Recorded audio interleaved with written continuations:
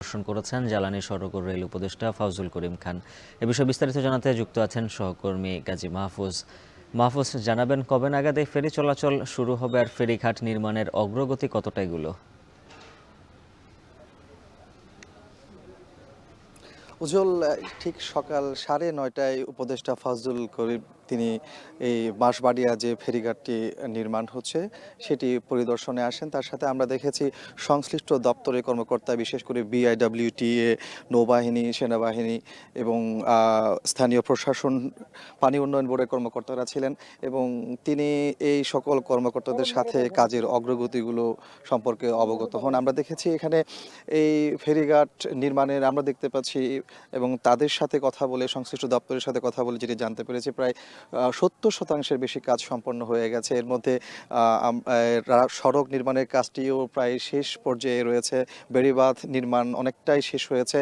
এখন মূলত ড্রেজিংয়ের শেষের দিকের কাজগুলো চলছে। আমরা দেখতে পাচ্ছি ড্রেজিংটা শেষ হলে পরেই মূলত এই ফেরিঘাটটি চলাচলের জন্য উন্মুক্ত করে দেয়া হবে। তবে কবে নাগাদ সেটি উন্মুক্ত করা হবে সেটি এখনো পর্যন্ত নির্দিষ্ট করে বলা যাচ্ছে না। যদিও এর আগে যখন উপদেষ্টা এই ফেরিঘাট পরিদর্শনে এসেছিলেন তখন তিনি বলেছিলেন যে মার্চের মধ্যেই এই ঘাট দিয়ে ফেরি চলাচল করতে পারবে।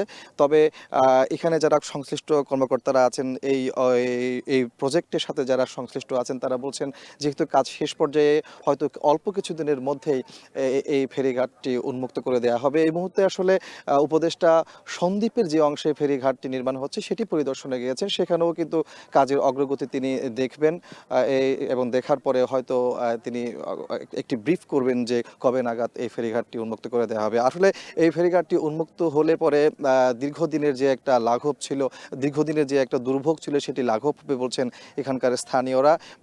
প্রায় 20 কিলোমিটারের যে পথ, নৌপথ, সেটি নির্বিঘ্ন হবে।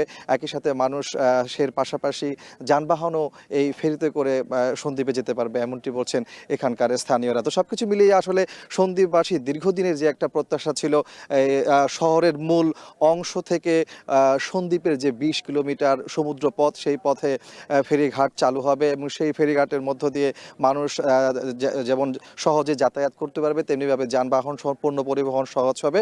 সেই জায়গাতে কিন্তু তাদের সেই প্রত্যাশা পূরণ হচ্ছে, এটাতেই তারা বেশ সন্তুষ্টি প্রকাশ করেছেন। তো সবকিছু মিলিয়ে বলা যায় যে এই কাজের অগ্রগতি অনেকটা শেষ পর্যায়ে রয়েছে। অল্প কিছুদিনের মধ্যে এই ফেরিঘাটটি উন্মুক্ত করে দেওয়া হবে, এমনটি জানিয়েছেন সংশ্লিষ্ট কর্মকর্তারা। উজ্জ্বল। চট্টগ্রাম